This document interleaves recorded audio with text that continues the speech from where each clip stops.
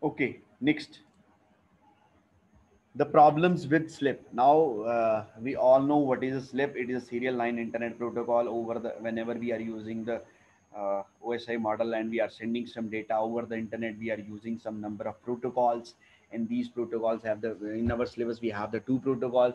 Out of this, the first one is the SLIP. Slip होगा serial line, हमें serial line पे डेटाग्राम्स को एक सिस्टम से दूसरे सिस्टम पे सेंड करने के लिए. अब now we have the number of problems with this protocol. What are these problems? It does not perform any error detection and correction. What it means, you can simply write no error detection and correction function is there. Clear? Second, it supports only IP, the internet protocol. So it cannot be used other networks that do not use the IP, means local area networks. ये हमने starting में पढ़ लिया था. ये हम लोग whenever we are using the OSI model over the internet, मतलब this protocol can only be used whenever we are sending some data over the internet. तो जहाँ पे आईपी प्रोटोकॉल यूज होगा, इंटरनेट प्रोटोकॉल, वहां पे इस प्रोटोकॉल का use कर सकते हैं. अदरवाइज लोकल एरिया नेटवर्क्स में हम लोग स्लिप प्रोटोकॉल यूज नहीं कर सकते. Clear? It does not support the allocation of dynamic IP addresses. Automatically, if the IP protocol is not used, तो डायनेमिक आईपी एड्रेसेस भी यूज नहीं होंगे. डायनेमिक आईपी एड्रेसेस का है मतलब है कि डायनेमिकली जब आईपी एड्रेसेस चेंज होते हैं, वो कब चेंज हो गए? जब हम लोग इंटरनेट पे काम कर रहे हैं. जब इंटरनेट पे जाएंगे ही नहीं, तो वहां पे ये आईपी प्रोटोकॉल्स को यूज ही नहीं करा. इंटरनेट पे जाएंगे नहीं का मतलब है कि जब हम लोग ओएसआई मॉडल यूज करते हैं, उसमें जब आईपी इंटरनेट लेयर पे जब ये हम लोग स्लिप प्रोटोकॉल यूज करते हैं, तो वो सिर्फ और सिर्फ कम्युनिकेट करवाता है डेटाग्राम्स को एक सिस्टम से दूसरे सिस्टम पे. वो डायनेमिक आईपी एड्रेसेस चेंज नहीं करता.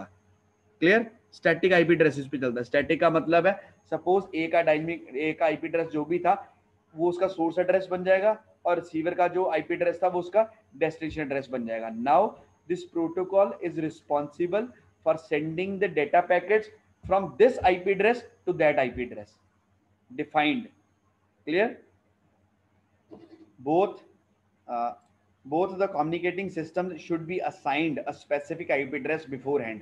अभी जो तुम्हें बता दिया, वो दोनों सिस्टम्स को पहले आईपी एड्रेस दे देंगे, एक सोर्स वाले को, एक डेस्टिनेशन वाले को. और स्लिप प्रोटोकॉल क्या करेगा? सिर्फ वो सोर्स से उठाएगा, डेस्टिनेशन पे छोड़ता जाएगा. Clear? It does not provide any authentication. No authentication is there, and we all know what is authentication. Authentication means जब हम लोग ऑथेंटिसिटी चेक करते हैं कि जो डेटा सेंड कर रहा है वो पर्टिकुलर सेंडर है भी कि नहीं. इसमें ऑथेंटिकेशन नहीं था. It is not an approved internet standard. This protocol is not approved by the internet standard. जो IEEE तुम लोग पढ़ते हो, उसके द्वारा approved protocol नहीं था ये. Clear? Next, the data format. But before moving on that data format, if anyone have any problem in SLIP protocol, what is a SLIP protocol? What are the problems arising with SLIP protocol? Just raise your hand. If anyone having any issue. If everything is clear, then we move further.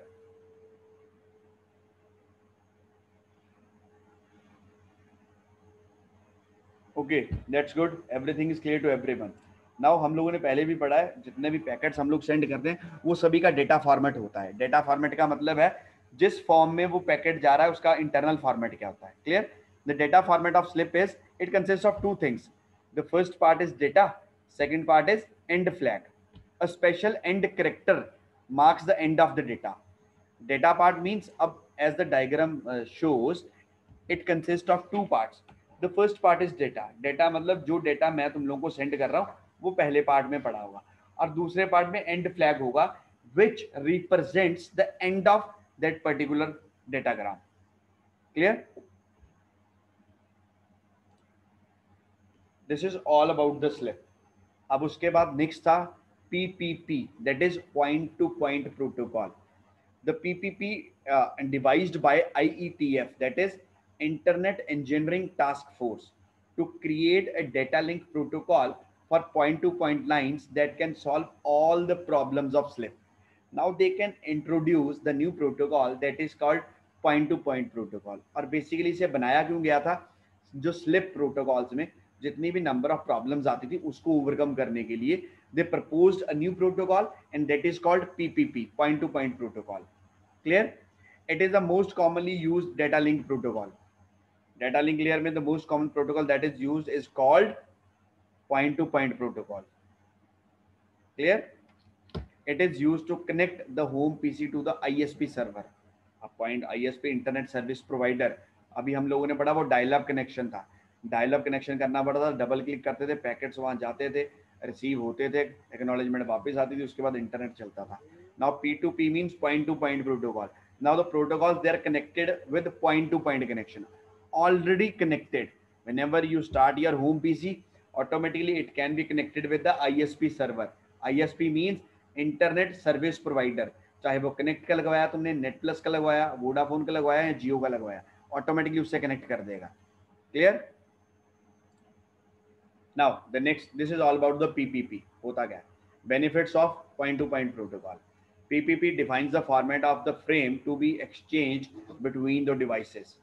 It defines the link control protocol. First कहता PPP define the format of the frame. ये frame के format को define करता है जो that can be exchange between the two devices, जो एक device से दूसरे डिवाइस पे कन्वर्ट होता है या सेंड होता है. Clear? Second, it defines the LCP, link control protocol, in which उसमें क्या क्या करता है? Establishing the link between two devices, वो दोनों डिवाइसेस जिसमें कम्युनिकेशन होगा उसमें लिंक एस्टेब्लिश करेगा. मेंटेनिंग दिस एस्टेब्लिश लिंक, उस एस्टेब्लिश लिंक को मेंटेन करेगा. कॉन्फ़िगरिंग दिस लिंक, उसको कॉन्फ़िगर करेगा. And at the end of the transmission terminating this link after the transfer, फिर उसको ट्रांसफर के बाद उस लिंक को टर्मिनेट कर देगा. व्हाट इट मींस, ये चारों पॉइंट्स अगर तुम लोग पढ़ो तो इसका मतलब ये हुआ, through out the initial process, पहले उस लिंक को बनाना, उसको मेंटेन करना, कॉन्फ़िगर करना, डेटा सेंड होने के बाद टर्मिनेट कर देना. ये सारा कौन करता था? ये बेनिफिट था पीपीपी का, पॉइंट टू पॉइंट प्रोटोकॉल का. But under point to point protocol they define link control protocol और एलसीपी. लिंक कंट्रोल प्रोटोकॉल क्या करता था? उसकी ये चार चीजें थी, ये चार काम थे उसके. Clear? Next, it provides error detection, जो स्लिप प्रोटोकॉल में बिल्कुल भी नहीं था वो इसमें आ गया. Unlike slip that supports only IP, it supports multiple protocol. अब slip में क्या था? Only they can support the IP protocols, internet protocols. But this case में the multiple protocols को support करता था. Next, it supports dynamic allocation, जो वो नहीं करता था. जितने भी काम slip नहीं करता था वो सारे काम हमने किसमें करवा दिए? PPP में, point to point protocol में. Clear? Next, it provide authentication that is not available in the case of slip. It provides NCP, that is called network control protocol, that supports variety of network layer protocols, which can support the number of protocols that are used in a particular network. उस case में क्या था? Only the IP protocol can be used, but in this case a number of protocols can be used. These are the benefits of point to point protocols. और ये वही benefits हैं that are not available in the case of slip. जो slip में available नहीं थे, that all are available in the case of PPP. Clear? Now the next part is PPP frame format. Now point to point frame format. अब slip वाले में क्या था? Simple, two part से, डेटा और एंड फ्लैग. इसमें क्या है? The frame format of PP is similar to HDLC. HDLC is a different protocol, उससे सिमिलर ही होता है, but the frame format of the PPP is, it consist of 7 things. The first, flag 1 byte. Second, address 1 byte. Third, control 1 byte. Fourth, protocol 1 या 2 bite का हो सकता है. Next, information. उसके नीचे देखो लिखा है वेरिएबल. वेरिएबल का मतलब है जितनी मर्जी इंफॉर्मेशन हो सकती है. इंफॉर्मेशन का मतलब है जो पुराने वाले में डेटा था, जो एक्चुअल में मैंने सेंड करना है तुम लोगों को, वो इंफॉर्मेशन पार्ट में होगा. FCS 2 या 4 बाइट्स का. एंड में flag, and of the flag, जो एंड डिनोट करेगा इसका. फ्लैग से स्टार्ट होगा, फ्लैग पे बंद होगा. Clear? Now let's discuss one by one in detail. Flag field, it marks the beginning and the end of the PPP frame. जहां पे फ्लैग लगा होगा, स्टार्ट ऑफ द फ्रेम पे फ्लैग होगा, एंड ऑफ द फ्रेम पे flag होगा. और flag क्या होगा? 0, 6 टाइम 1 देन 0. यहाँ से हमें लग जाएगा पता, ये फ्रेम, ये जो डाटाग्राम हमने रिसीव किया है, यहाँ से शुरू हो रहा है, यहाँ पे खत्म हो रहा है. Clear? Second, address field.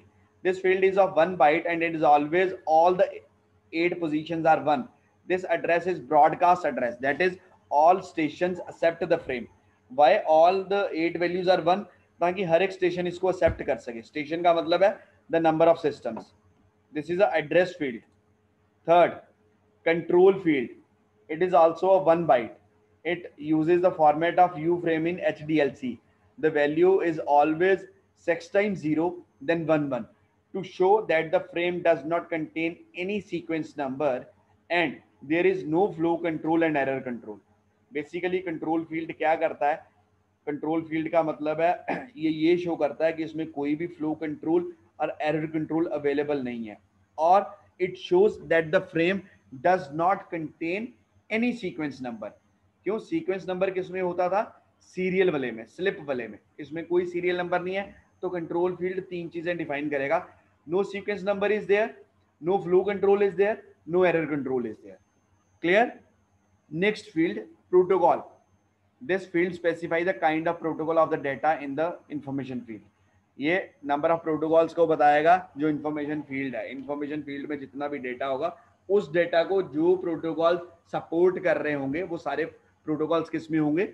In the field of, in the form of protocol field. Clear? Next, the information field. ये पहले बता चुका हूँ, इट कंटेन्स द डेटा और द इंफॉर्मेशन जो मैं तुम्हें सेंड करूंगा. Its length is variable. It carries user data or other information. Clear? Next, FCS, that is frame check sequence. It contains the checksum. And if you remember, checksum is a error correction method. Error correction, error detection और correction में हम लोगों ने किया हुआ है. अगर तुम में से किसी को याद है तो checksum error correction method होता है. If some error is there, with the help of checksum we can remove the errors. तो स्लिप में हमने पढ़ा no error detection is there, और पीपीपी में एरर करेक्शन होती है. And in the case of PPP, for error correction we use the checksum. Clear? Now the last page consist of the difference between the SLIP and PPP. इनको दोबारा समझ लोगे, सारा method clear हो जाएगा. Let's start with SLIP. Stands for serial line internet protocol, we all know. उसमें point to point protocol. Clear? Second, it does not perform any error detection correction. पहले बता चुका हूं, बट पीपीपी में होती है. क्या अभी पढ़ा हम लोग ने? क्या होता है? Checksum. Slip only supports IP protocol, सबको पता है. It supports the multiple protocols. Clear? IP address is assigned statically, पढ़ लिया था. डायनेमिकली किस में होता है? पीपीपी में. अब स्लिप में क्या है? It does not provide any authentication, पढ़ चुके हो. उसमें it provides authentication. And last, slip is not approved by the internet standard, but PPP is approved by the internet standard. Clear? This is all about the two internet protocols, SLIP and PPP, that is used in that particular layer. Now, any query between the SLIP and PPP, then you can raise your hand so we can discuss this. They are the data link layer protocols. Data link layer protocols, we have the two protocols. The first one is SLIP, second one is PPP. SLIP means serial line internet protocol, PPP means point to point protocol. If any query from your side regarding SLIP or PPP, just raise your hand, we can discuss that. Otherwise we move further. I just give you the 1 minute, remember this. Okay, I think no problem is there. That's good. Then we move further. Before moving further, I am going to share the screen of syllabus, ताकि हम लोगों को अपना syllabus भी पता लगता रहे. I think the screen is visible to everyone. Now SLIP and PPP के बाद the last is the multiplexing, जिसको हम लोग section A में cover कर चुके हैं. We done with the multiplexing. Just wait for a minute. I am going to unmute the Akshay. Akshay, unmute yourself. हाँ जी सर. अक्षय मल्टीप्लेक्सिंग कर चुके हैं? हाँ जी सर. टीडीएमए की हुई है? Yes sir. FDM, TDM, CDMA section A में कर चुके हैं. क्लियर? हाँ जी सर. हाँ जी. ओके, ठीक है. What it means, now we done with the section C. Clear? Yes sir. Okay Akshay, now I am going to unmute you. Okay, Akshay को unmute कर दिया. नाउ we done with the three sections A, B and C. If still anyone having any query raise your hand, or we can start the section D.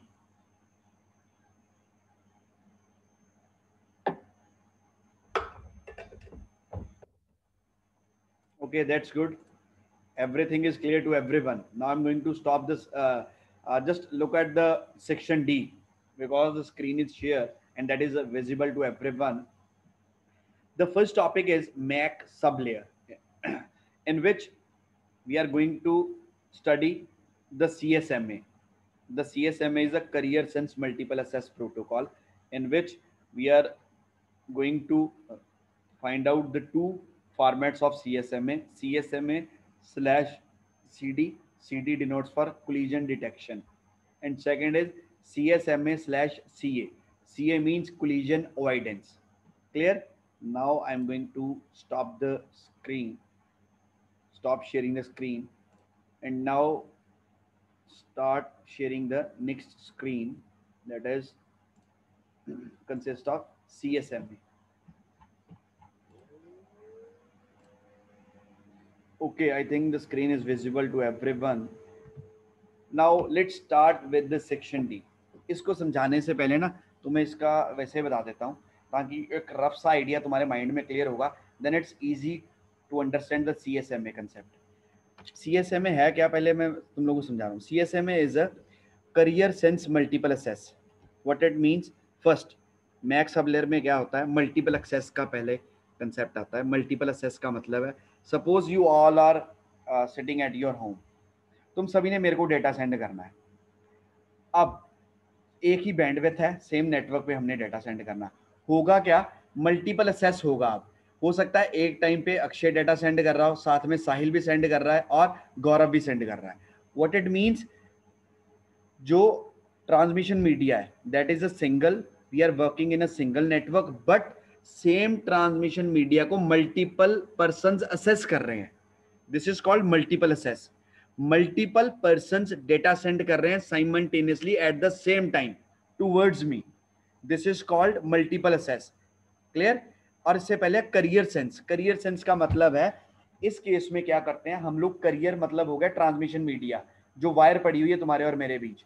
उस career को पहले sense करते हैं. Sense करने का मतलब है, first we check the transmission media. If the transmission media is idle, idle means no data is travelled, हम लोग अपना डेटा सेंड कर देते हैं.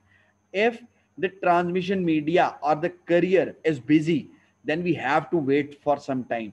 हमें लगता है वो बिजी है, हम लोग बाद में अपना डेटा सेंड करेंगे. क्लियर?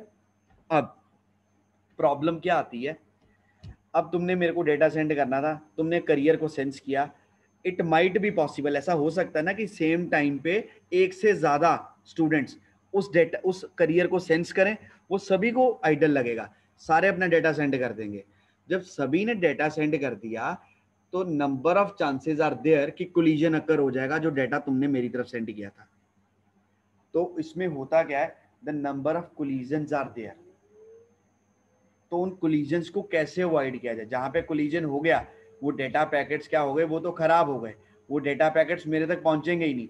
जो डेटा मेरे तक नहीं पहुंचा उसका कोई फायदा नहीं हुआ तुम्हारी तरफ से सेंड करने के लिए. क्लियर? तो इस चीज को ओवरकम करने के लिए पहले उन्होंने बनाया CSMA, career sense multiple assess, कि भाई पहले इसको सेंस करो, चेक करो, खाली है तो सेंड कर दो. बट इसमें प्रॉब्लम्स आई. फिर उसको ओवरकम करने के लिए उन्होंने बनाया था CD, कोलिजन डिटेक्शन. अगर कोलिजन कोई अक्कर हो जाता है तो उसको कैसे पता लगे, फिर क्या करें. फिर उसके बाद बनाया CA, CSMA CA. CA is collision avoidance. हम लोग कोलिजन को कैसे अवॉइड कर सकते हैं. This is all about CSMA, जो हम लोग आगे पढ़ेंगे. क्लियर? किसी को कोई डाउट है, जस्ट रेज योर हैंड. अगर ये बेसिक्स क्लियर हो गया ना तो आगे समझना इजी होगा CSMA.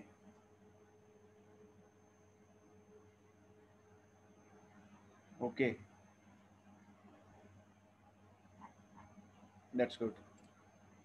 Okay, let's start with the first slide. कहता to minimize the chance of collision and increase the performance, the CSMA method was developed. अभी तुम लोगों को बता चुका हूँ, collision कम करने के लिए CSMA बन गया.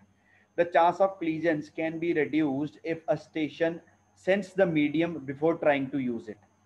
क्या कहता, कैसे कम हो सकते हैं, पहले वो सेंस कर ले, चेक कर ले कि भाई अगर आइडल है तो भेज देता हूँ, जब मेरे को पता ये बिजी आ रहा है तो मैं अपने डाटा पैकेट्स को भेजूंगा ही नहीं। Clear? Carrier sense multiple access requires that each station first listen to the medium. Listen means first sense the medium before sending. कि हर कोई पहले चेक करेगा, अगर आइडल होगा, अगर वो सेंस करियर खाली होगा तभी हम लोग डेटा सेंड करेंगे, अदरवाइज नहीं सेंड करेंगे। In other words, CSMA is based on the principle sense before transmit or listen before talk.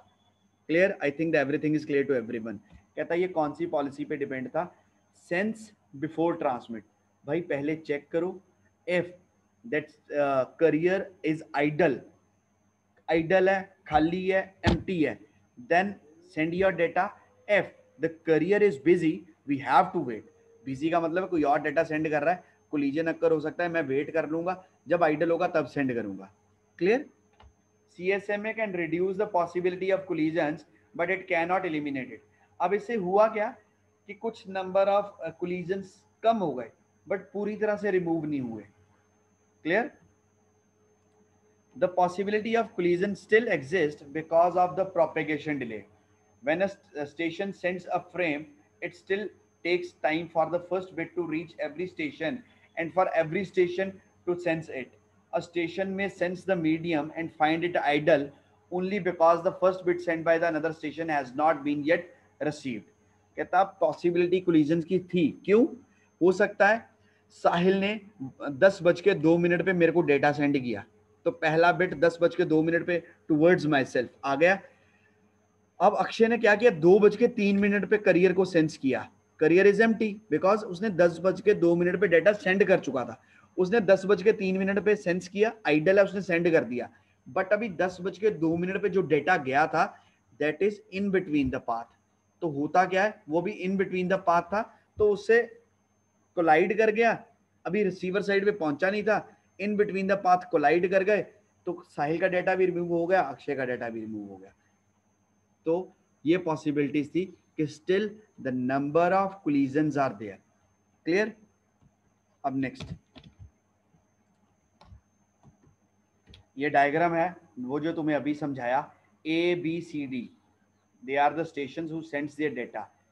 Left side पे देखो, area where A signals exist. A ने अपना डेटा सेंड किया, देन बी ने send कर दिया, फिर सी ने सेंड कर दिया, फिर डी ने सेंड कर दिया। अब area where both signals exist, जो मीडियम है, सेंटर वाला पार्ट का क्या है, जहां ए का डाटा भी जा रहा था, उसके बाद बी ने लेट शुरू सेंड किया, बट वो दोनों आपस में कोलाइड कर गए। अब ये जहां पे कर्सर है मेरा, यहाँ पे देखो, ए ने यहाँ पे डेटा सेंड किया, ए की टाइमिंग इज डिफरेंट फ्रॉम बीज टाइमिंग, दोनों ने आइडल देख के ही डेटा सेंड किया, बट अभी वो डेटा रिसीव नहीं हुआ था, इन बिटवीन द पाथ वो आपस में कोलाइड कर गया। जब आपस में कोलाइड कर गया तो दोनों के दोनों डेटा जो थे पैकेट से वो रिमूव हो गए। क्लियर? जो अभी हम लोगों ने पिछली स्लाइड में समझा। अब जो डायग्राम में लिखा था वही यहाँ पे लिखा है, at time T1 station B sends the medium and finds it idle, so it sends the frame. उसने फ्रेम सेंड कर दिया।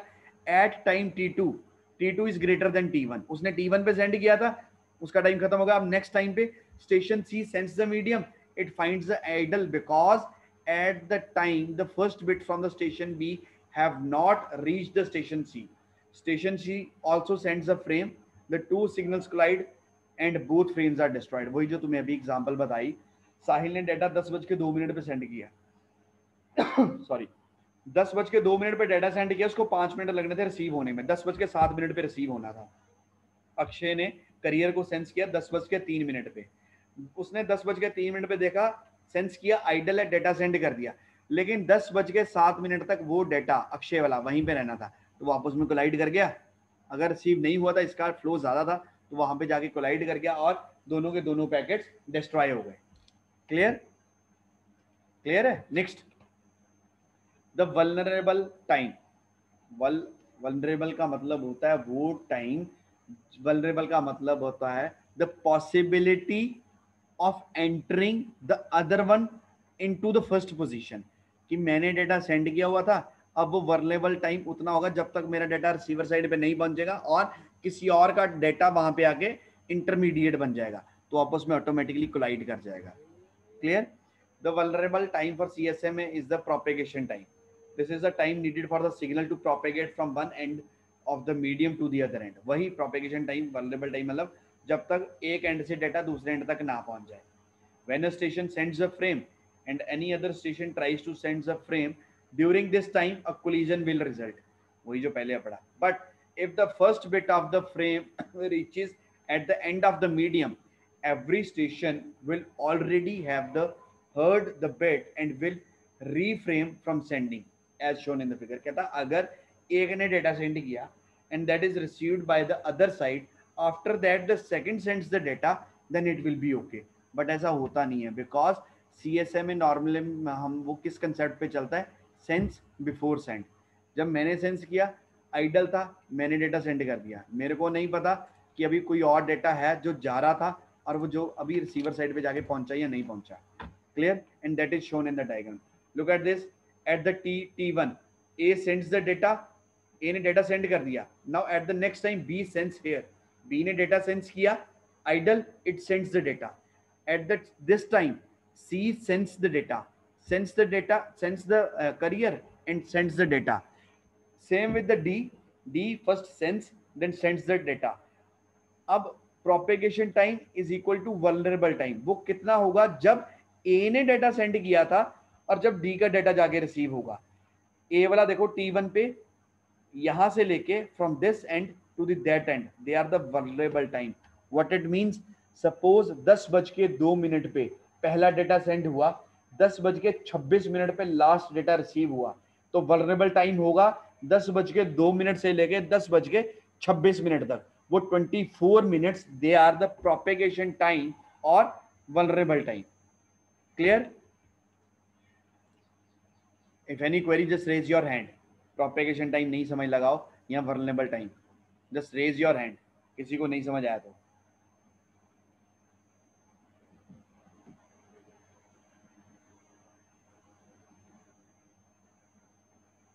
Okay, that's good. Now we move further. Just wait for a minute. Amrit Pal call, raise your hand. Okay, Amrit, unmute yourself.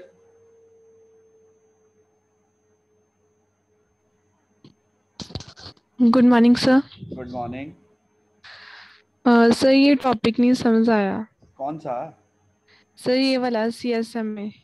क्या नहीं समझ आया इसमें? Sir ये diagram जो आपने समझाई ना पहले वाली, वो वाली नहीं समझ आई. जस्ट अनम्यूट ही रहने दो, मैं रिपीट कर रहा हूँ. Just wait for a minute. ये वाली नहीं सर, इससे पीछे. ये हाँ जी सर. ये ना कंफ्यूज ना हो, इसमें पता क्या लिखा है? इसमें लिखा है ए ने पहले सेंस किया, अपना डेटा सेंड कर दिया, उसके बाद बी ने सेंस करके डेटा सेंड कर दिया. ये जो पार्ट है ना, ये कर्सर दिख रहा है मेरा? Yes sir. हाँ, ये जो पार्ट है यहाँ पे जाके डेटा कोलाइड कर गया. मतलब तुमने डेटा सेंड किया T1 टाइम पे, T2 टाइम पे किसी और ने डेटा सेंड किया, पर तुम्हारे डेटा ने 5 मिनट लगने थे उसको रिसीवर साइड पे पहुंचने के लिए. लेकिन थर्ड मिनट पे किसी और ने डेटा सेंड कर दिया, तुम्हारे वाला data in between the path था और वो जाके आपस में कोलाइड कर गया. ये वो एरिया है where both the signals can exist. जहां पे दोनों सिग्नल्स होंगे वहां पे डेटा कोलाइड कर जाएगा. जहां पे डेटा कोलाइड कर गया तो कोई भी डेटा पैकेट, ना तो ए का ना तो बी का, कोई भी डेटा पैकेट रिसीवर साइड पे जाके नहीं पहुंचेगा. क्लियर? Yes sir. असली इसका बेसिक सर वो यहाँ पे रहेगा जहाँ पे लिखा एरिया वेयर, जहाँ पे आपका एरो है. नहीं, यहाँ पे तो दोनों डेटा इकट्ठे हो गए ना. Yes sir. यहाँ पे दोनों के डेटा जहाँ पे जाके इकट्ठे हो गए वहां पे कोलाइड अकर कर जाएगा, कोलिजन हो जाएगा. दो डिफरेंट पैकेट्स आ गए, वहां पे कोलिजन हो गया. जहाँ पे कोलिजन हो गया वहां पे ना तो ए के पैकेट पहुंचेंगे ना बी के पैकेट पहुंचेंगे. Okay sir. Clear? Yes sir. Basically CSMA का मतलब था career sense multiple access. Multiple बंदों ने डेटा सेंड करना है, बट मैंने टेक्निक क्या लगा दी कि भाई तुम लोग पहले सेंस करोगे करियर, अगर करियर खाली होगा तो डेटा सेंड करोगे, अगर बिजी होगा नहीं करोगे. अब ये हो सकता है कि जिस टाइम पे तुमने करियर को चेक किया, हो सकता है किसी और ने भी उस टाइम पे चेक किया हो. Yes sir. और दोनों को खाली मिला तो दोनों ने डेटा सेंड कर दिया. हो सकता है ना? Yes sir. हाँ, तो उस केस में ये प्रॉब्लम अक्कर हो सकती थी. Clear? Yes, sir. Chalo, that's good. Now I'm going to mute you. Okay, next. Next is the persistence method. कहता परसिस्टेंस मेथड क्या था, now they make some enhancement in the CSMA। CSMA में थोड़ी सी changes कर दिए ताकि वो थोड़ा सा ठीक हो जाए। उनको लग रहा था कि नंबर ऑफ प्रॉब्लम्स आते हैं। अब परसिस्टेंस मेथड में क्या किया, what should a station do if a channel is busy. Station क्या करे, स्टेशन मींस सपोज हम लोग स्टेशन हैं, हम लोग क्या करें अगर चैनल बिजी है। What should a station do if a channel is idle. हम लोग क्या करें कि अगर वो चैनल, चैनल मतलब सेंस जो करियर है, ट्रांसमिशन मीडिया, अगर वो आइडल है तो हम लोग क्या करेंगे, अगर वो बिजी है तो हम लोग क्या करेंगे। इसमें उन्होंने नई चीजें ऐड कर दी। There are 3 method to answer these questions. Now we have the 3 method. The first, one persistence method. Second, the non-persistence method. And third, the P persistence method. Now they make the 3 different methods. They have the name one persistence, non-persistence, and P persistence. Just wait for a minute.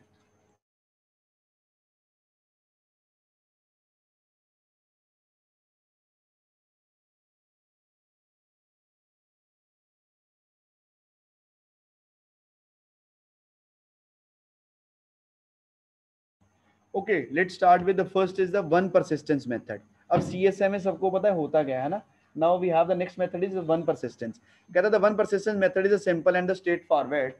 In this method, after the station finds the line is idle, line, career और transmission media, station हम लोगों ने data send करना था, हम लोगों ने देखा the carrier is idle, it sends it frames immediately, वो उसी टाइम पे अपने फ्रेम्स को सेंड कर देंगे. When the transmission node is ready to transmit, it sends the transmission medium for the idle और बिजी. सपोज साहिल के पास कुछ डेटा सेंड करने के लिए, it first sense the channel, उसने चैनल को सेंस किया, आइडल था और उसके पास डेटा था सेंड करने के लिए, इमीडिएटली वो अपना डेटा सेंड कर देगा अगर आइडल हुआ. If idle then transmit immediately. If busy, अब 2 तरीके थे, अगर बिजी है तो क्या करेगा, then it sends the transmission media continuously until it becomes idle, then that transmits the message unconditionally. What it means, difference समझ लेना. वन persistence में क्या है, अगर मैंने डेटा सेंड करना है, I sense the carrier, if the carrier is idle and I have some data, तो immediately मैं डेटा सेंड कर दूंगा. अगर वो बिजी है तो मैं कंटिन्यूसली सेंस करता रहूंगा कि कब बिजी से फ्री पे आता है, फिर डेटा सेंड करूंगा. Clear? In this case of in the case of collision, the sender waits for a random amount of time and attempts the same procedure again. One persistent CSMA used in the CSMA CD system, including the internet. What it means, अब इसमें क्या है, continuously वो sense करता रहेगा, जब उसको idle मिलेगा वो तब send कर देगा. This method has the highest chance of collision because 2 or more stations may find the line idle and sends their frame immediately. ये समझ आया? रिपीट कर रहा हूँ, वन परसिस्टेंस में क्या होगा, हम लोग करियर को चेक करेंगे, अगर वो फ्री है, मेरे पास डेटा है, मैं सेम टाइम पे डेटा सेंड कर दूंगा. अगर वो आइडल है, अगर वो बिजी है, तो मैं कंटिन्यूसली सेंस करता रहूंगा, जब फ्री मिला तभी सेम टाइम पे सेंड कर दिया. कहता पर इसमें ये भी प्रॉब्लम हो सकती है, मेरे जैसे कोई और स्टेशन भी सेम टाइम पे उसको सेंस कर रहा हो. Now the from diagram you can clear everything. Look at this, continuously sense and transmit. ये continuously sense कर रहा है, busy, it continuously senses. Whenever at this point the carrier is free, ये कहते हैं sense and transmit. It immediately it sends the data. Immediately it sends the data whenever it finds the carrier is idle. Clear? This is all about the one persistence. Any query from anyone? Raise your hand if any query is from your side. One persistence. Okay. Now move further.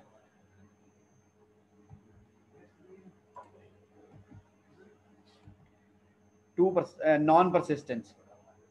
In the non-persistence method, a station that has frame to sends the line. जैसे पहले करते थे. If the line is idle, it sends immediately. यहाँ तक same है भाई, free मिला send कर दो. If the line is not idle, अब डिफरेंस आएगा, आइडल नहीं है, it waits a random amount of time. अब कंटिन्यूस सेंस नहीं होगा, it waits random amount of time. Suppose मैं 2 मिनट वेट किया, मेरे साथ साहिल था, वो भी, उसने भी डेटा सेंड करनी था, उसने रैंडम अमाउंट कितना वेट किया, 5 मिनट वेट किया। कोई और था, उसने 7 मिनट वेट किया। रैंडम अमाउंट ऑफ टाइम वो वेट करेगा, then again it sends the channel. If the channel is still busy, it again waits for a random amount of time. If the channel is idle, automatically it sends the data. Clear? The non-persistence approach reduces the chances of collision because it is unlikely that two or more stations will wait for the same amount of time and retry to send simultaneously.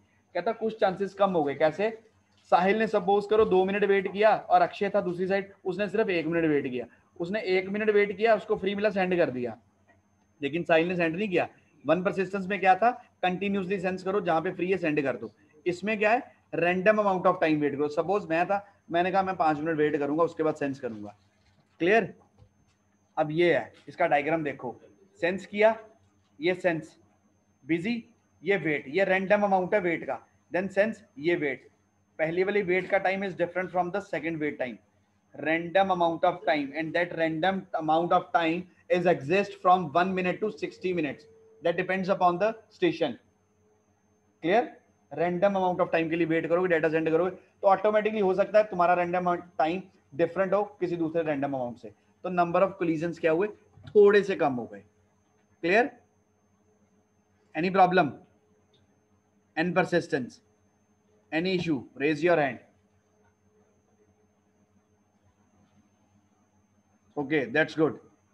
Now wait, just wait for a 1 minute. Then we start with the P persistent. Just wait for a minute.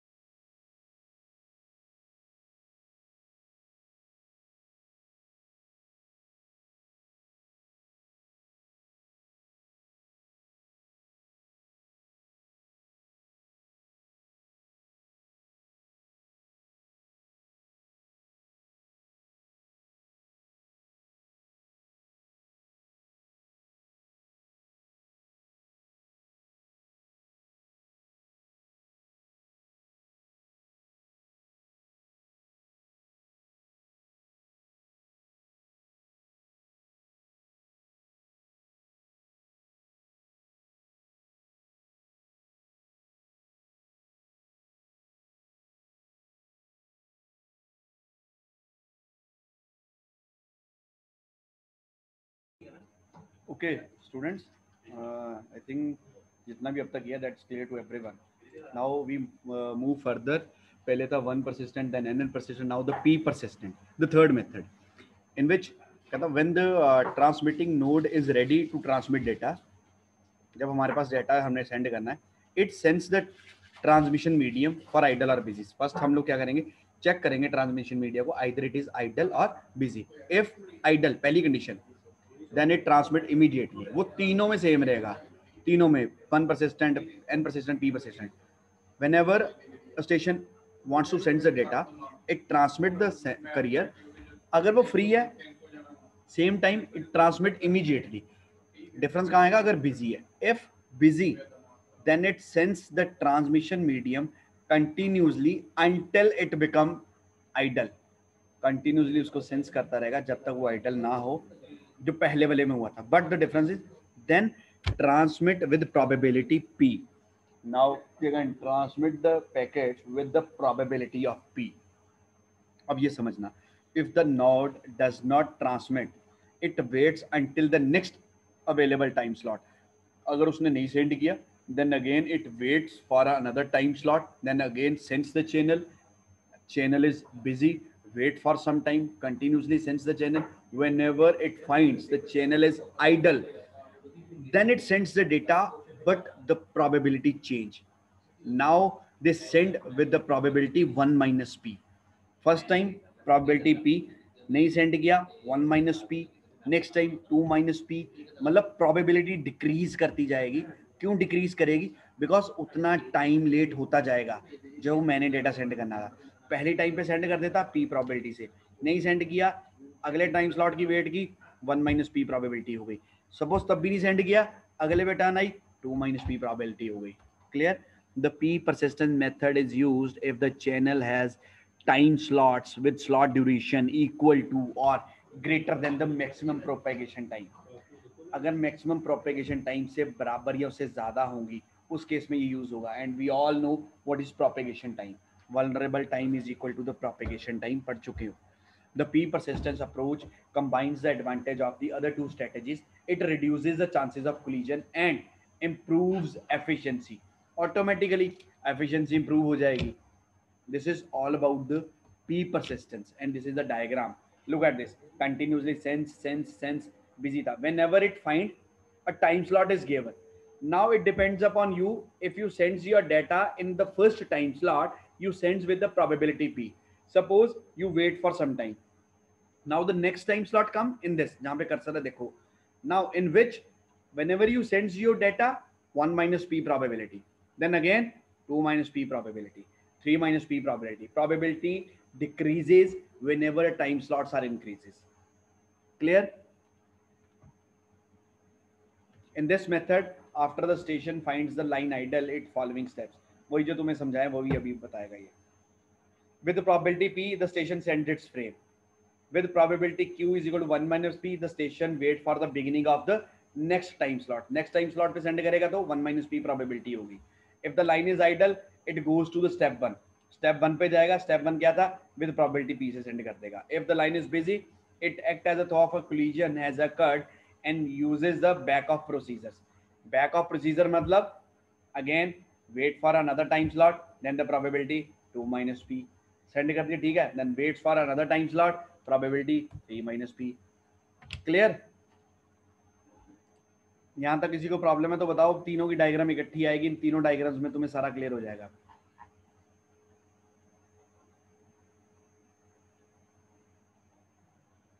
Kirandeep Kaur. Okay, wait. Kiran, unmute yourself. Good morning sir.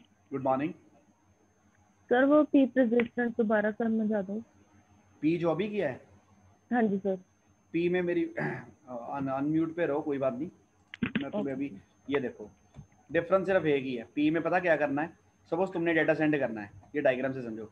तुम क्या करोगे? दो conditions होगी, या idol होगा या busy होगा.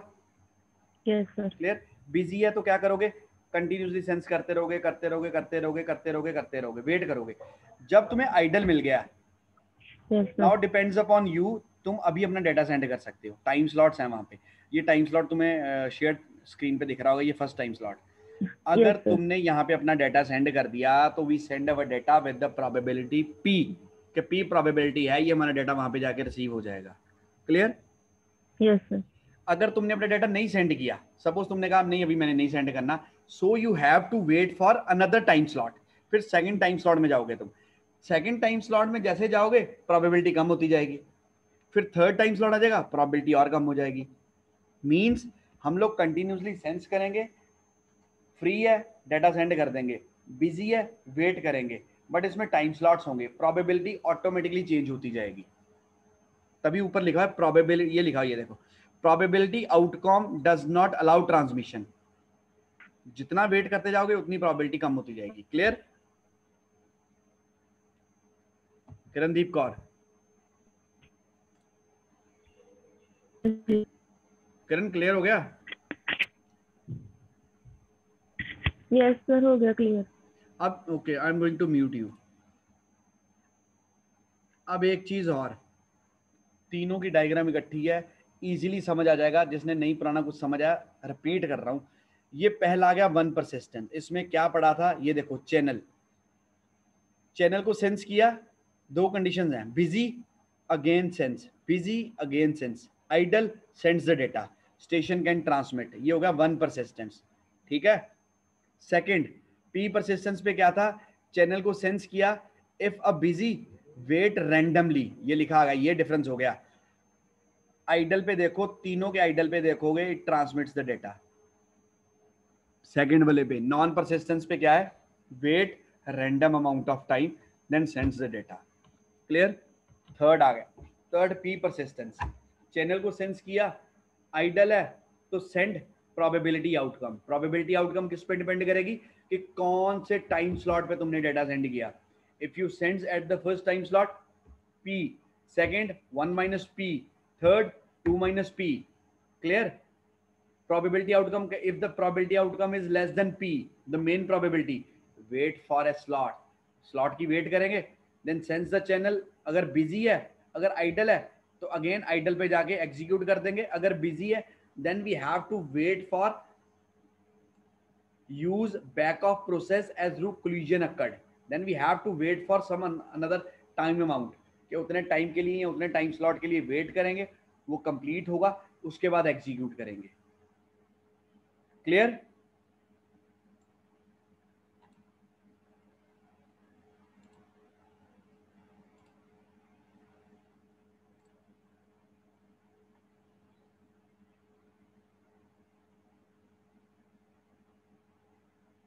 Just wait for a minute, screen share बंद हो गया था शायद, just wait for a minute. Okay, I think that ये तीनों डायग्राम सबको क्लियर हो गई होंगी। One persistence, non persistence, P persistence. Now this is all about the CSMA. Now we have the two versions of CSMA, CSMA CD और CSMA CA. Clear? First career sense multiple assess हम लोगों ने पढ़ लिया, मैं repeat कर रहा हूँ अब तक हम लोगों ने जो पढ़ा। करियर सेंस मल्टीपल असेस था, मल्टीपल स्टेशन जब एक्सेस करते थे तो अपना डेटा सेंड करते थे, नंबर ऑफ कोलिजन्स अक्कर होते थे, तो उस चीज़ को ओवरकम करने के लिए CSMA बनाया, लेकिन CSMA में भी प्रॉब्लम्स थी। फिर उसको ओवरकम करने के लिए प्रॉब्लम क्या होती थी, दो इश्यूज होते थे कि अगर चैनल आइडल है तो क्या करेंगे, अगर चैनल बिजी है तो क्या करेंगे। इन दोनों की प्रॉब्लम को सोल्यूशन देने के लिए उन्होंने तीन तरह का बना दिया, one persistent, non persistent and P persistent. तो तीनों की हेल्प से कोलिजन्स जो हैं वो कम हो गए। This is all about the CSMA, plain CSMA। अगर तुम्हें क्वेश्चन आ जाता है एक्सप्लेन CSMA तो ये तीनों चीज़ें और वो बताओगे। Now the next version is CSMA/CD, and we all know what is the meaning of CSMA, career sense multiple assess with collision detection।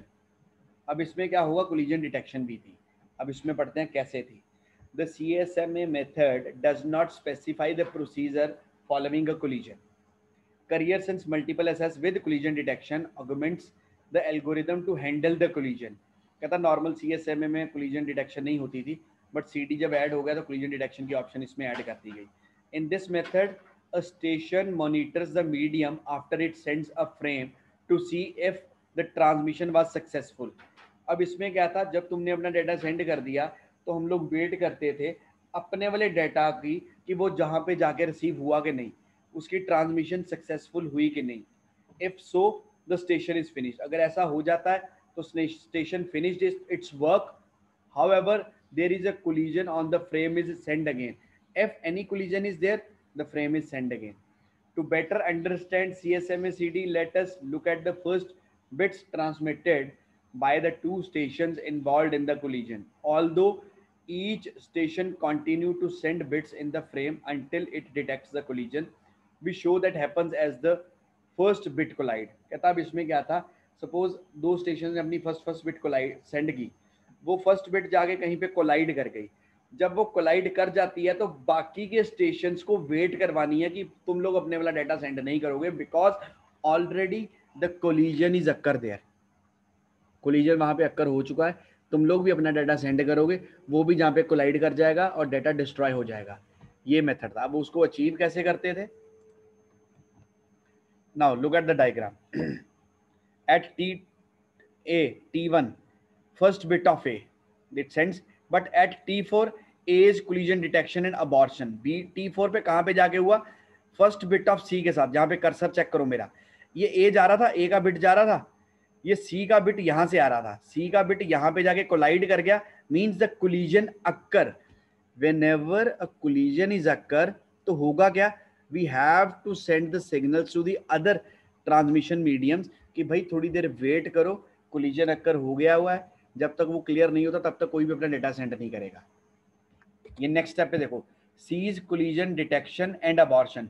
Seize collision detection, detect हो गया कोलिजन कि यहाँ पे सी का कोलिजन हुआ है और उसको अबॉर्ट कर दिया। अबॉर्ट करने का मतलब है जितनी भी ट्रांसमिशन थी उसको खत्म कर दिया। क्लियर? डायग्राम समझ आ गया? यही डायग्राम को एक्सप्लेन किया हुआ है। रिपीट कर रहा हूँ डायग्राम। T1 पे ए ने अपना डाटा सेंड किया, सेम टाइम पे सी ने अपना डाटा सेंड किया हुआ था, but in between the path जाके वो आपस में कोलाइड कर गए।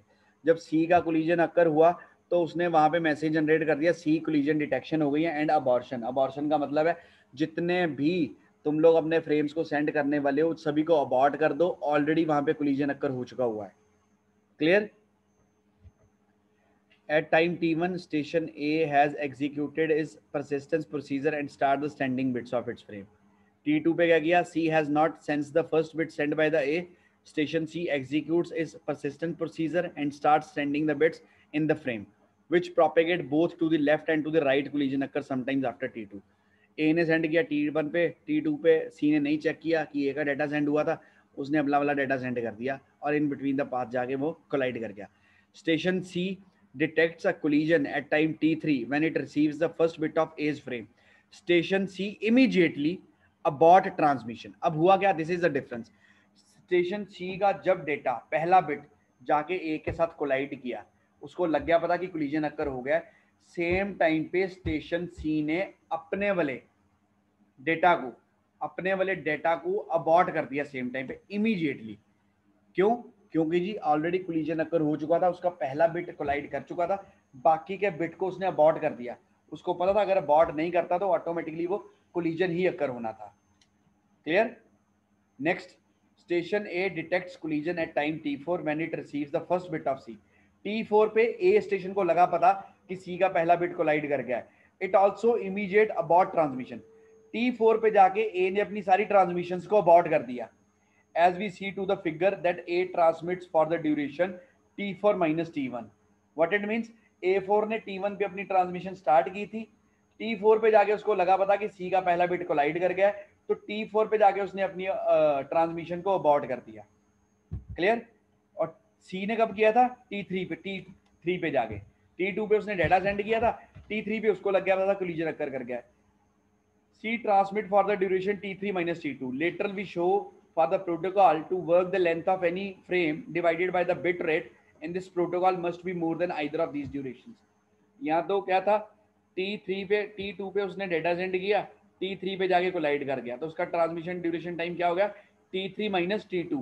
T2 पे स्टार्ट किया था, T3 पे बंद हो गया, माइनस करके गैप निकाल दिया उन्होंने कि कितना टाइम उसने ड्यूरेशन किया है। Clear?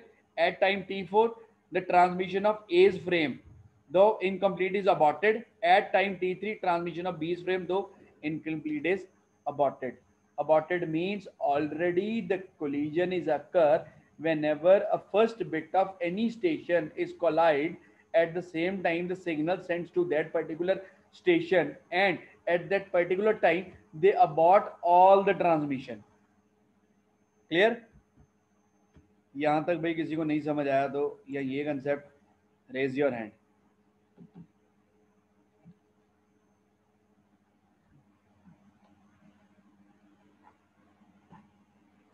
Okay, that's good. Now we move further. Straight. Now the next is minimum frame size.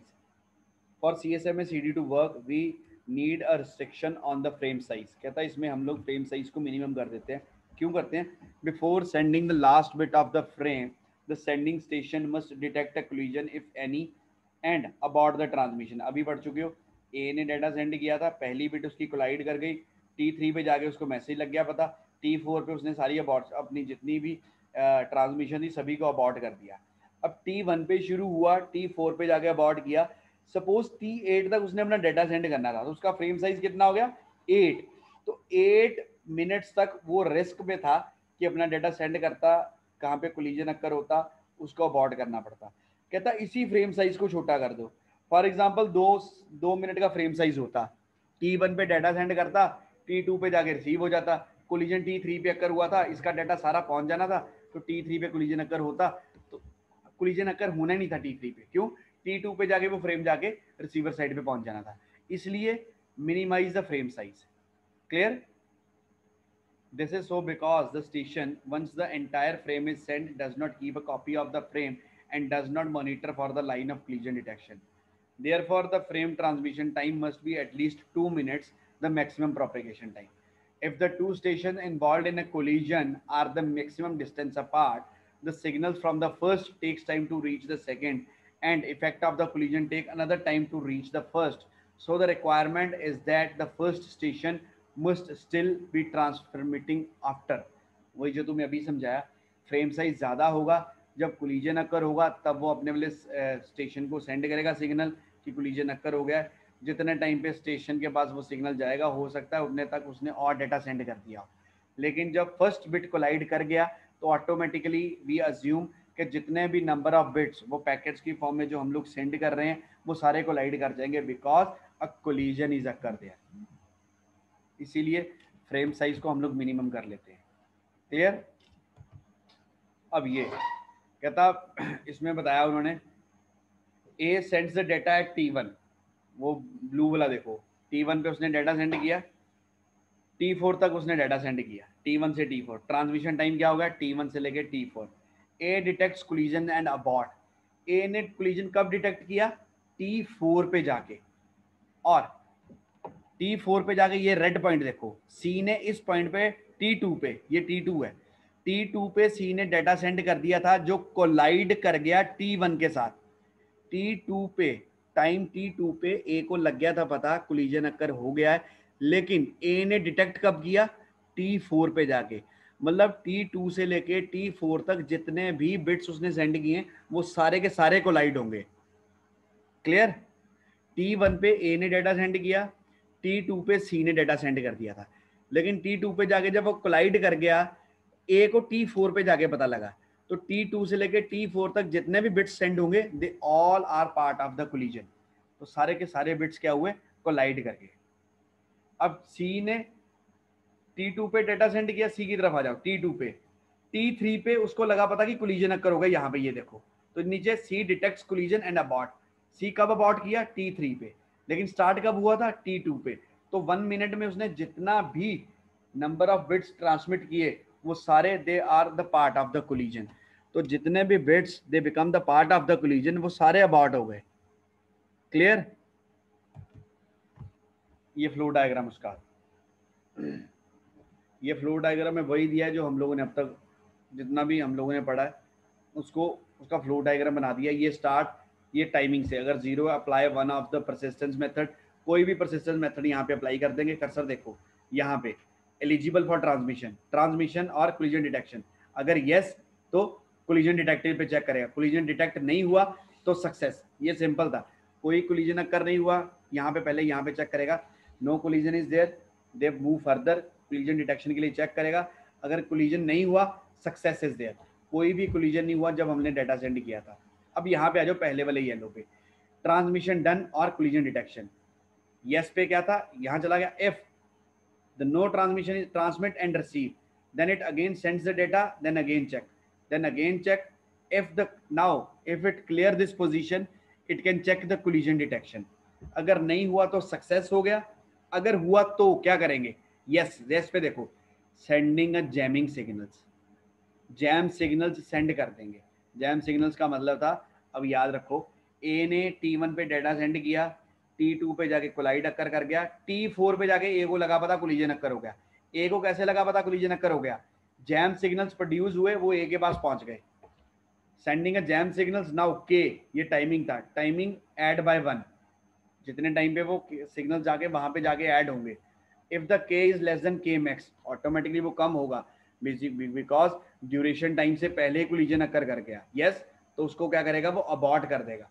अगर उससे लेस होगा, लेस का मतलब फ्रेम साइज कम होगा, चूज अ रैंडम नंबर, कोई भी रैंडम नंबर चूज करेगा, wait for a random amount of time, then again sends to the top. Clear, ये समझ आ गया तो बताओ। ये जो फ्लो चार्ट था ये तुम लोग अपने अकॉर्डिंग भी बना सकते हो, जो भी हमने समझा। पहले वो सेंस करेगा आइडल या बिजी, आइडल है तो डाटा सेंड कर देगा, बिजी है तो कोलिजन के लिए चेक करेगा, कोलिजन नहीं हुआ डायरेक्टली सक्सेसफुल, कोलिजन हुआ then goes to the random amount of time and sending the jam signal. जब जैम सिग्नल्स पहुंच गए तो it can add with 1, time is delayed, जब टाइम ऐड हो गया रैंडम अमाउंट के लिए वेट करेगा, then again same procedure is follow. This is clear to everyone और not? Okay, that's good. This is all about the CSMA/CD, Carrier Sense Multiple Access with Collision Detection। वैसे रफली तुम्हें बता देता हूँ, CSMA तुमने पढ़ा है, CD में क्या करना है, कोलिजन डिटेक्शन में आइडल है तो डाटा सेंड कर देना है, नहीं है तो वेट करेंगे, वेट करने के बाद जब डाटा सेंड करेंगे, पहला बिट जाके जहाँ पे कोलाइड कर जाएगा वो जैम सिग्नल्स प्रोड्यूस कर देगा, वो तुम्हारे पास वापस आ जाएंगे। जब तुम्हारे पास जैम सिग्नल्स आ जाएंगे तुम सेम टाइम पे अपनी वाली सेंडिंग को अबॉर्ट कर दोगे, क्योंकि जो तुम्हें लग जाएगा, और ये जैम सिग्नल्स बाकियों के पास भी चले जाएंगे, उनको भी लग जाएगा पता कि कोलिजन अकर हुआ है, अभी हमने डाटा सेंड नहीं करना, तो द रैंडम अमाउंट के लिए वो वेट करेंगे, उसके बाद अपना डाटा सेंड करेंगे। इससे नंबर ऑफ कोलिजन्स कम हो गए। कैसे कम हो गए भाई, एक कोलिजन तो अकर हो ही गया, उसने जैम सिग्नल्स प्रोड्यूस कर दिए, बाकी अलर्ट हो गए, अब हमने डाटा नहीं सेंड करना। अगर जैम सिग्नल नहीं जाते तो again they also sends their data, तो ऑलरेडी जो कोलिजन अकर हुआ था वो भी कोलिजन का पार्ट बन जाते हैं। This is called CSMA/CD, collision detection. Clear? Now the last topic of CSMA is CA, that is called collision avoidance. कहता है इसमें क्या है, कोलिजन को अवॉइड करना। Different technique is there. अब वो कैसे शुरू होती है, let's start with this, just wait for a time. Okay, now next, the basic idea behind the CSMA/CD is that station needs to be able to receive while transmitting to detect a collision. When there is no collision, the station receives one signal, its own signal. When there is a collision, the station receives two signals, the own signal and the signal transmitted by the second station. To distinguish between these two signals, the received signals in these two cases must be significantly different. In other words, the signals from one station needs to add a significant amount of energy to one created by the first station. In a wired network, the receiver signals has almost the same energy as sent signals because either the length of the cable is short or they are repeated to amplify the energy between the sender and the receiver. This means that in a collision, they detect energy amount doubles. However, in a wireless network, much of the sent energy in lost transmission, the received signals has very little energy. Therefore, a collision may add only 5 to 10% additional energy. This is not useful for effective collision detection. We need to avoid collisions on wireless networks because they cannot be detected career since multiple access with collision avoidance was invented for this network। ये सारा पढ़ तो दिया, अब तुम्हें explain कर देता हूँ। कहता CSMA CD में क्या होता था, सपोज तुमने डेटा सेंड किया, तुम्हारा डेटा रिसीव हो गया, तुम्हें सिग्नल तुम्हारा ही मैसेज आ जाएगा सक्सेसफुल, तुम कहोगे लो जी डेटा पहुंच गया। कहता अगर डेटा रिसीव नहीं होता था तो तुम्हें दो मैसेज आते थे, दो सिग्नल्स आते थे, एक तुम्हारे वाला डाटा नहीं पहुंचा, एक दूसरे का जिससे कोलाइड हुआ उसका मैसेज कि जैम सिग्नल्स आ गए हैं। कहता अब दो मैसेज आते थे, उतनी ज़्यादा एनर्जी लगती थी, उतनी ज़्यादा एनर्जी से तुम लोग मैसेज रिसीव करते थे। वायर्ड सिग्नल्स में तो ठीक था, लॉस ऑफ एनर्जी कम होता था, दो सिग्नल्स मिल जाते थे।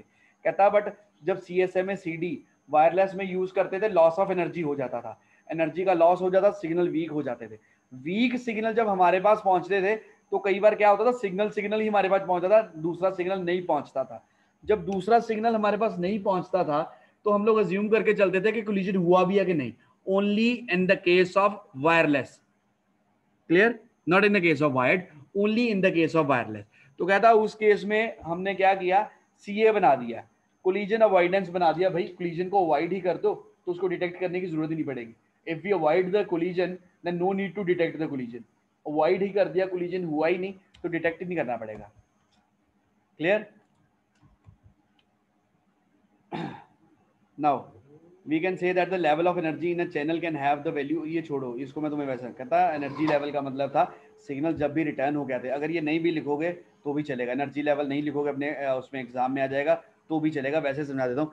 एनर्जी लेवल का था, कहता जब भी हम लोग सिग्नल सेंड या रिसीव करते थे एनर्जी सिग्नल्स, एनर्जी लेवल हमें रिसीव होता था इन the form of signals energy की फॉर्म में, करंट की फॉर्म में जब हमें रिसीव होते थे तो हम लोग कहते थे कि हमें सिग्नल्स रिसीव हो गए हैं। But in the case of wireless there are some loss of energies there, जब एनर्जी लॉस हो जाती थी तो सिग्नल्स वीक हो जाते थे, तो वीक सिग्नल्स हमारी तरफ पहुंचते थे, तो उनको फाइंड आउट करने के लिए जो लास्ट में लिखा है, a station that has frame to send और sending a frame needs to monitor the energy level of determine if the channel is idle, busy और in collision mode as shown in the figure.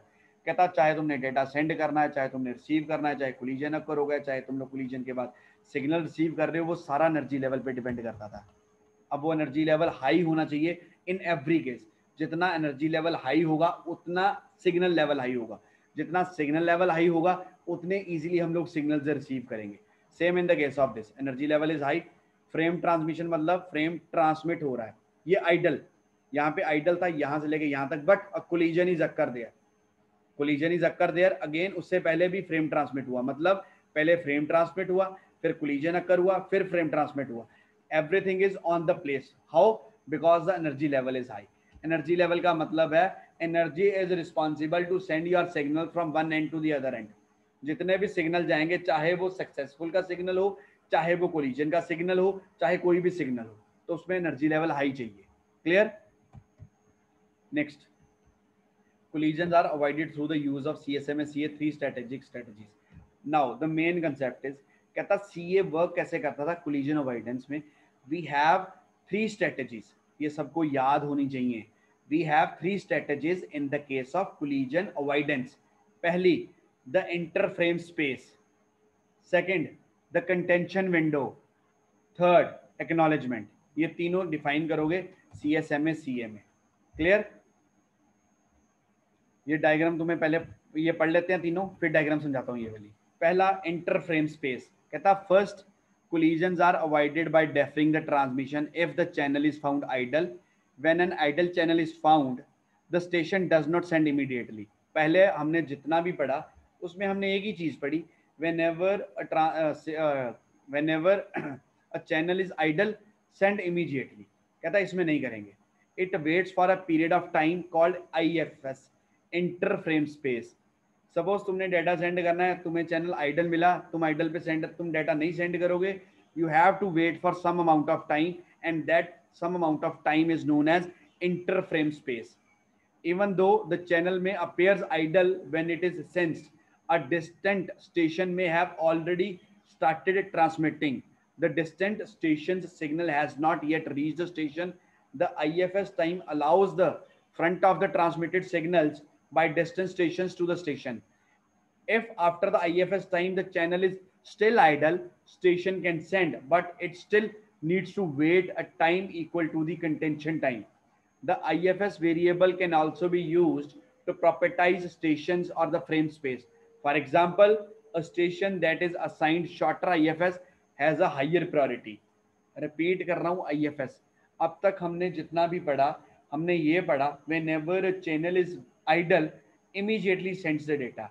But whenever we are CSMA CA, collision avoidance, we have the first concept is interframe space. What it means, we sense the channel is idle, we have to wait. Idle है फिर भी we have to wait for some amount of time. That amount of time is known as interframe space. Clear? Second, contention window. The contention window is an amount of time divided into the slots. A station that is ready to send chosen a random number of slot as its wait time. The number of slots in the window changes according to the binary exponential backoff strategy. This means that it is set to one slot the first time and then double time each the station cannot detect an idle channel after the first IFS time. This is very similar to the P persistence method, except that a random outcome after the number of slots taken by then waiting station. One interesting point about the contention window is that station needs to sense the restart the process. It just stop the timer and restart it when the channel is sensed as idle. It gives priority to the station with the longest waiting time. Second is contention window. कहता है contention window क्या है? We have the time slots in there. जब भी suppose the channel is idle, मैंने कुछ amount के लिए wait किया, that is called interframe space. जब पहला IFS के लिए wait किया, तो मैं पहली contention window से एक random amount of time slot का pick कर लूँगा. जितनी बार IFS interframe space जितना मैं wait करता जाऊँगा, उतने टाइम स्लॉट्स ऐड होते जाएंगे आईएफएस में. टाइम स्लॉट्स का मतलब है उतनी और वेट या उतना गैप बढ़ता जाएगा कंटेंशन विंडो का, उतनी विंडो की कंटेंशन स्पेस ऐड होती जाएगी. Clear? Third, acknowledgement. We all know what is acknowledgement. With all this precautions there still may be a collision resulting in destroying data. In addition, the data may be corrupted during the transmission. The positive acknowledgement and the out timer can give the guarantee that receiver has received the frame. We all know what is the acknowledgement. Third का मतलब हो गया जो भी तुमने data send किया है उसकी एक्नॉलेजमेंट आएगी. एक्नॉलेजमेंट का मतलब है कि वो डेटा जाके रिसीवर साइड पे जाके रिसीव हो गया है. क्लियर? नाउ टाइमिंग इन CSMA. अब जो तीनों पढ़ा वो डायग्राम से समझा देता हूँ. कहता भी कंटिन्यूसली, ये देखो, sense busy busy busy busy busy busy busy, found idle. Idle यहाँ पे आ गया बट डेटा सेंड नहीं किया. क्यों? IFS there. Now we have a wait for a interframe space, random amount of time wait किया, then a contention window is there and the size of the contention window is depends upon the IFS. इतनी wait करने के बाद again wait for another amount of time, that is called contention window. ये सारी waiting time है. IFS waiting time, contention window waiting time, then send frame. ये देखो blue send frame, ये ब्राउन वाला टाइम आउट. जितनी IFS, जितना इंटरफ्रेम space हम लोग वेट करते जाएंगे, जितनी वेट हम लोग ज्यादा करते जाएंगे, उतनी कंटेंशन विंडो की वैल्यू बढ़ती जाएगी. मतलब उतनी वेट डबल होती जाएगी. जितनी वेट डबल होती जाएगी उतने टाइम में बाकी अपना डेटा सेंड कर देंगे. तो मोस्ट प्रॉबेबली है कि हमारे वाला data without collision receiver side पे जाके पहुंच जाएगा. Clear? This is all about CSMA CA. Just wait for. Now, यहां तक कुछ नहीं समझ लगा? Just raise your hand. अगर ये डायग्राम भी समझ नहीं लगी तो अगेन मैं ये डायग्राम समझा देता हूं. IFS क्या है, कंटेंशन विंडो क्या है, एक्नॉलेजमेंट क्या है.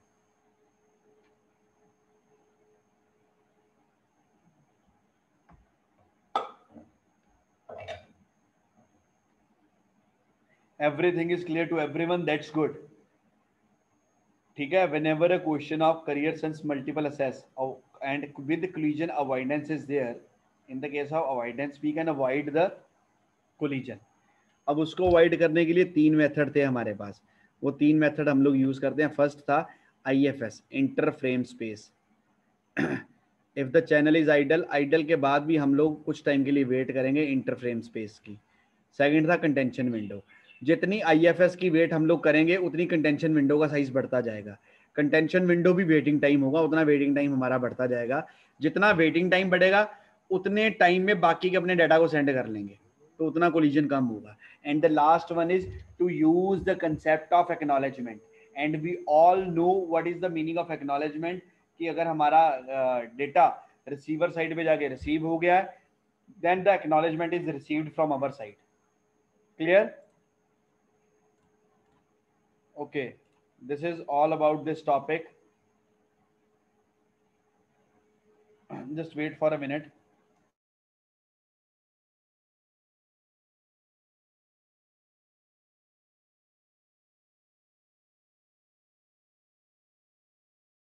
Okay, this is all about this particular topic. Just wait for a time. Just wait for a minute.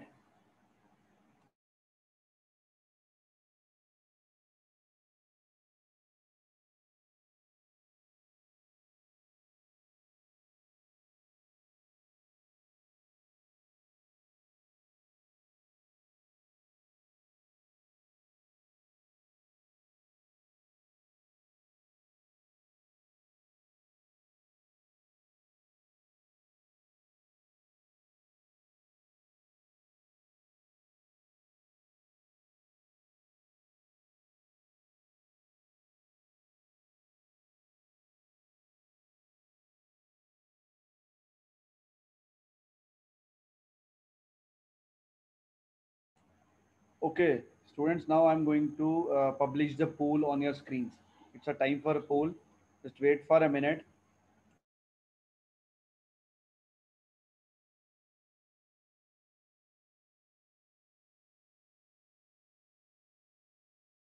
I think the poll is visible on your screens.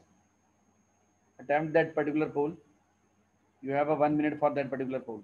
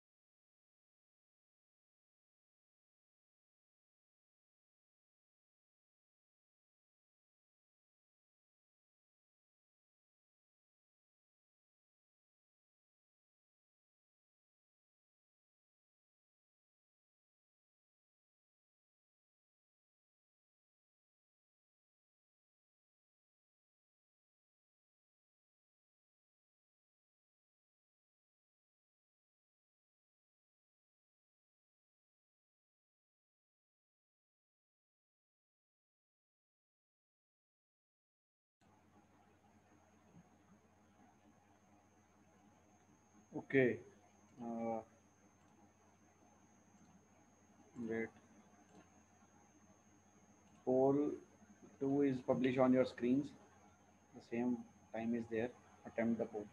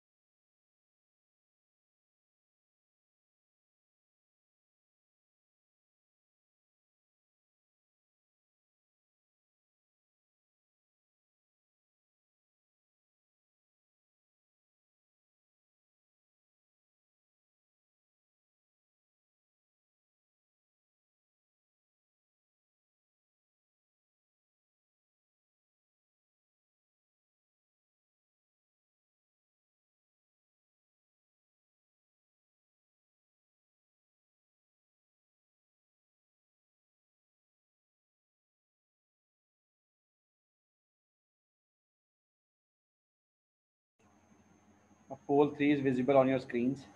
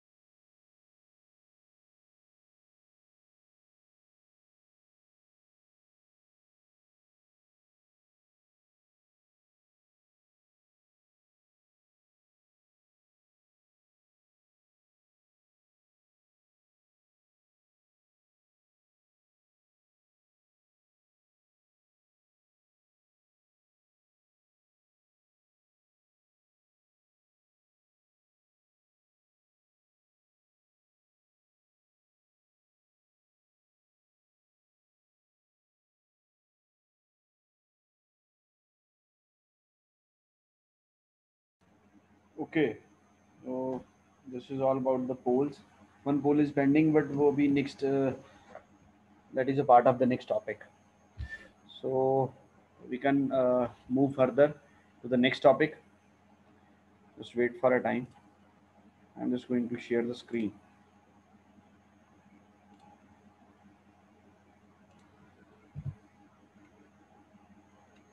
I think the screen is visible to everyone. Just wait for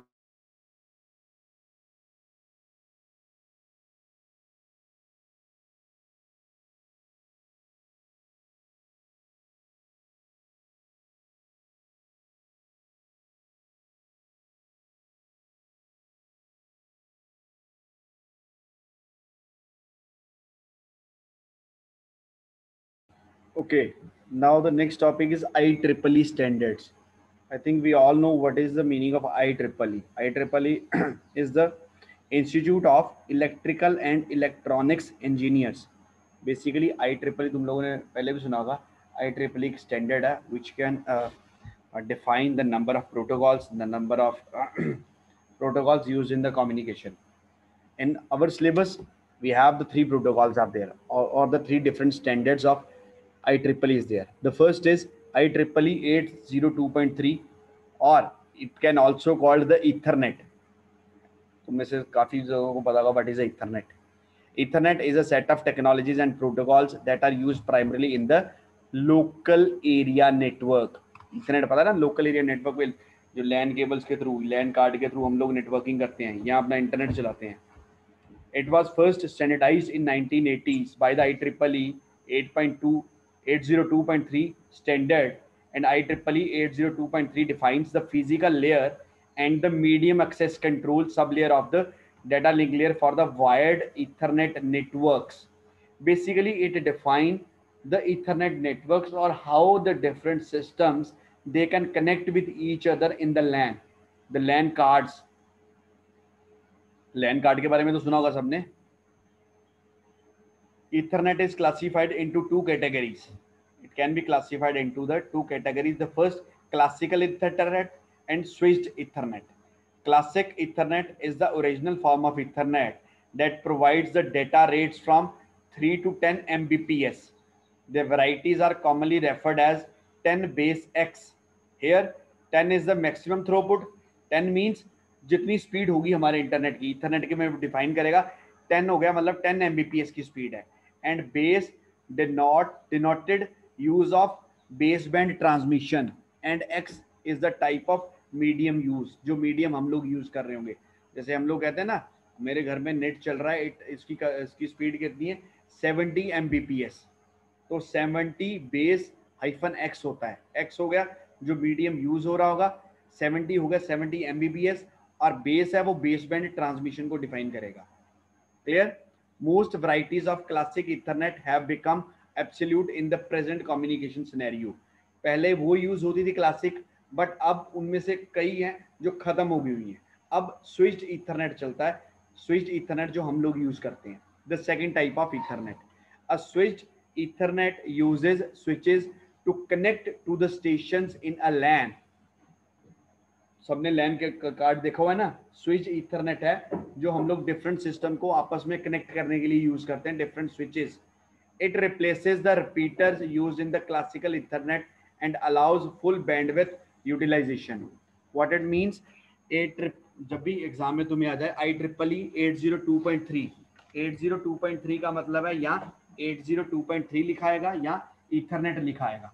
Ethernet का मतलब है जिसके through हम लोग local area network में अपने system को आपस में कनेक्ट करते हैं.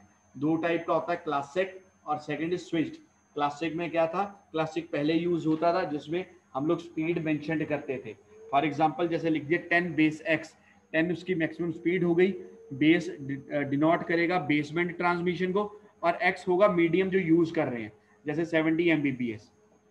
बट राइट नाउ ये सारा एब्सोल्यूट हो चुका है. अब हम लोग कौन सा यूज करते हैं, switched Ethernet. Switched Ethernet is the combination of switches to connect the station in the local area networks. जैसे लैन कार्ड तुम लोगों ने देखा होगा, लैब में भी देखा होगा, जिसके थ्रू हम लोग वो जहाँ पे हम लोग इंटरनेट वायर प्लग करते हैं, इंटरनेट वायर जहाँ पे प्लग करते हैं ना, वो जो पोजीशन, वो जो स्लॉट बना होता है उसके अंदर कार्ड लगा होता है, इथरनेट कार्ड है वो, that is called the Ethernet. Clear? Any problem in Ethernet? Just raise your hand.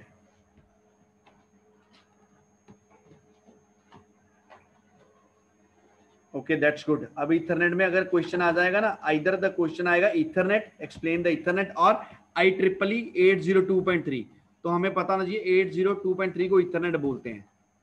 Clear?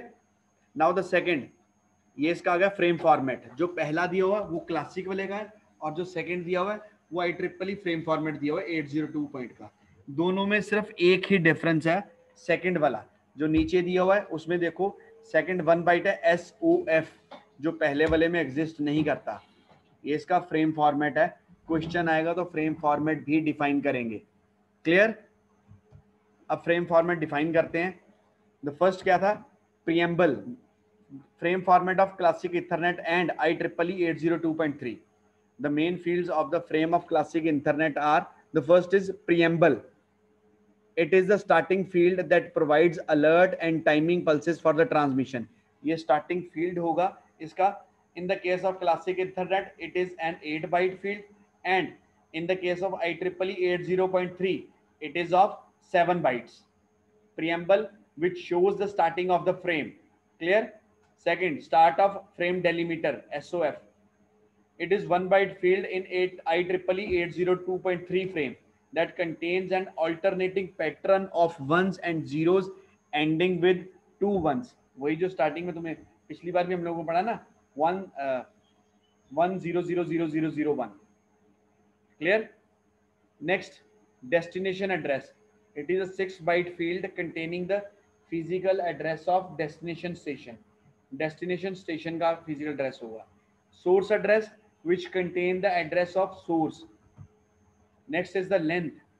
It is a 7 byte field that stores the number of bytes in the data field. जितनी भी इसकी total length होगी उसको data, उसको bytes की form में data field में store करके रखेगा. जितनी टोटल लेंथ होगी IEEE 802.3 की. Clear? Next, data. We all know what is data. This is a variable sized field carries the data from the upper layers. The maximum size of the data field is 1500 bytes. The data which it holds, data exists in the data field. Clear? Next, padding. This is added to the data to bring its length to minimize the requirement of 46 bytes. Whenever we add some extra data material, we add some extra data, then we use the extra bits that are available in the padding. Clear? Last, CRC, cyclic redundancy check, error correction detection में पढ़ा ना तुम लोगों ने. It contains the error detection information. It contains the error detection information. This is all about the frame format of IEEE 802.3. Any query in this? IEEE 802.3 or Ethernet?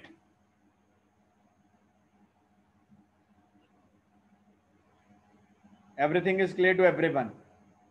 Okay, that's good. Now we move further.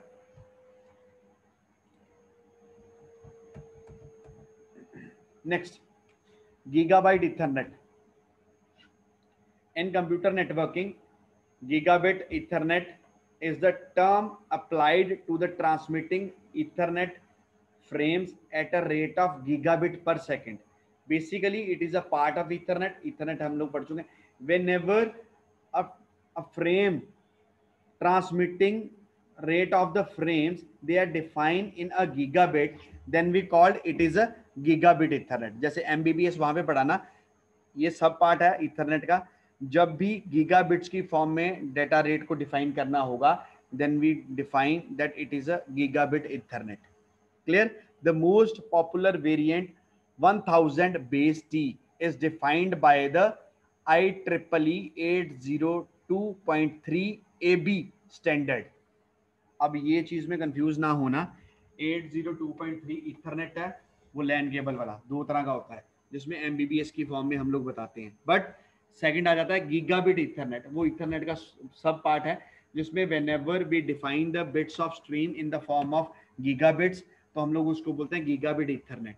And it can be defined, और उसका जो most popular variant है that is 1000 base T, and it is defined by the IEEE 802.3 AB. वो सब version है उसका.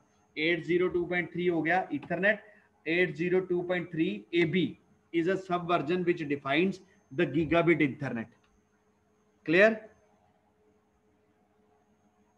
Next, 802.4. अब ये चीज समझना, 802.4 or we can called is a token bus, is a popular standard for the token passing local area networks. In a token bus LAN, basically bus technology use हो रही है. टोपोलॉजी डायग्राम देखो, बस topology में number of station जो होते हैं आपस में लिंक्ड होते हैं. हर एक स्टेशन को अपने राइट और लेफ्ट वाले का एड्रेस पता होता है. और टोकन का मतलब है जिस स्टेशन ने इस लोकल एरिया नेटवर्क में डेटा सेंड करना है, पहले वो टोकन लेगा. जिसके पास टोकन होगा सिर्फ वही स्टेशन एलिजिबल होगा डेटा सेंड करने के लिए. टोकन जो है वो मूव करता रहता है in between all the stations. Clear? In a token bus local area network, the physical media is a bus or a tree, and a logical ring is created using a coaxial cable. The token is passed from one user to the other user in a sequence, either in a clockwise or in an anti-clockwise. Each station knows the address of the station of its left and right as per the sequence in the logical ring. A station can only transmit data when it has the token. The working of the token bus is somewhere similar to the token ring. Clear? कहता bus topology होगी, number of systems are attached, they are in the proper network, and if someone wants to send some data, first it acquire the token. जिसके पास token होगा वही data send करेगा. अगर तुमने कोई data send करना है, first you wait for a token. Once a token is allocated to you, then you are able to send the data. Clear? In above diagram shows a logical ring formed in a bus based token passing local area network. The logical ring is shown with the arrows. Logical ring, वो जो arrows बनाए हुए हैं ना, ये logical ring show कर रहा है कि आपस में ring बनी हुई है, but actually or the physically a bus topology is there. ये bus topology. Clear? ये 802.4 token bus. The next, ये इसका frame format हो गया. Frame format, the first is preamble, then start delimiter, frame control, destination address, source address, data, checksum and delimiter. ये उसका frame format हो गया. अब इसको डिफाइन करते हैं. वी ऑल नो प्रेएम्बल क्या है, सिंक्रोनाइजेशन बिट, जहां से हमारे वाला फ्रेम फॉर्मेट स्टार्ट होगा. Second, start delimiter, the bits marks the beginning of the frame. Frame control, this field specify the type of frame, कि कौन सा फ्रेम है, डेटा फ्रेम है या कंट्रोल फ्रेम है. Next, destination address, destination address में कौन सा एड्रेस होगा, जहां पे हम लोगों ने डेटा को सेंड करना है, जहां डेटा जा रहा है, डेस्टिनेशन का address. Next, source address, source में हमारे वाला एड्रेस होगा. नेक्स्ट, डेटा, डेटा में होगा जो डेटा सेंड हो रहा है वो सारा data acquired by the particular field. The next is the checksum. Checksum means the field contains the checksum bit which is used to detect errors in the transmitted data. जितना भी error, अगर if there is any error or it can be checked by any, then the checksum is added along with that. Just wait for the last is the minute. Just wait for a 1 minute. 15 minutes.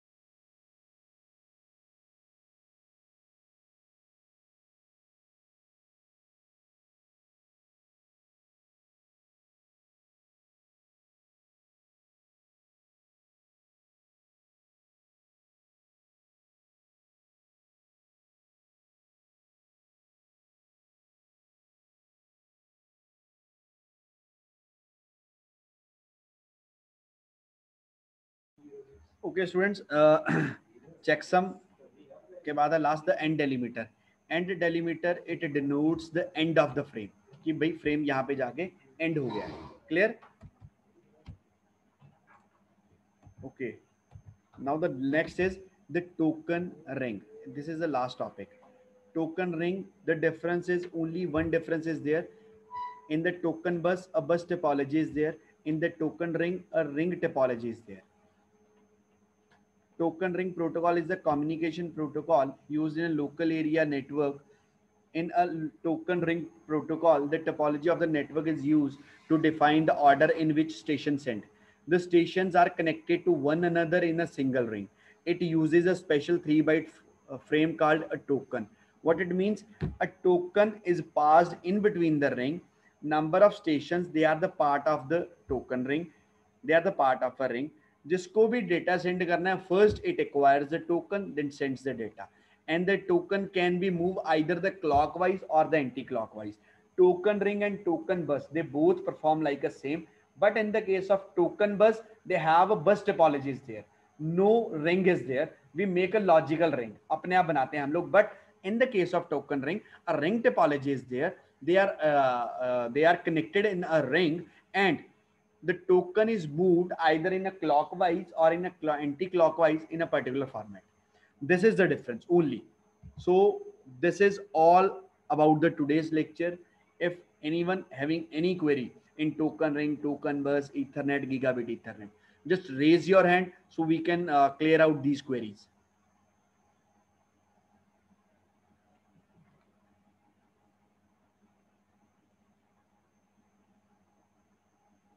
Okay, everything is clear to everyone, that's good. But still तुम लोगों को बता रहा हूँ, ये notes तुम्हें उसी में सेंड कर दूंगा मैं गूगल क्लासरूम में. But still if anyone having any query, they can contact me. 9 से 4 बजे तक तुम लोग कभी भी कॉल कर सकते हो, पूछ सकते हो, कोई कंसेप्ट नहीं समझ आया तो. Clear? Okay, this is all about the today's lecture.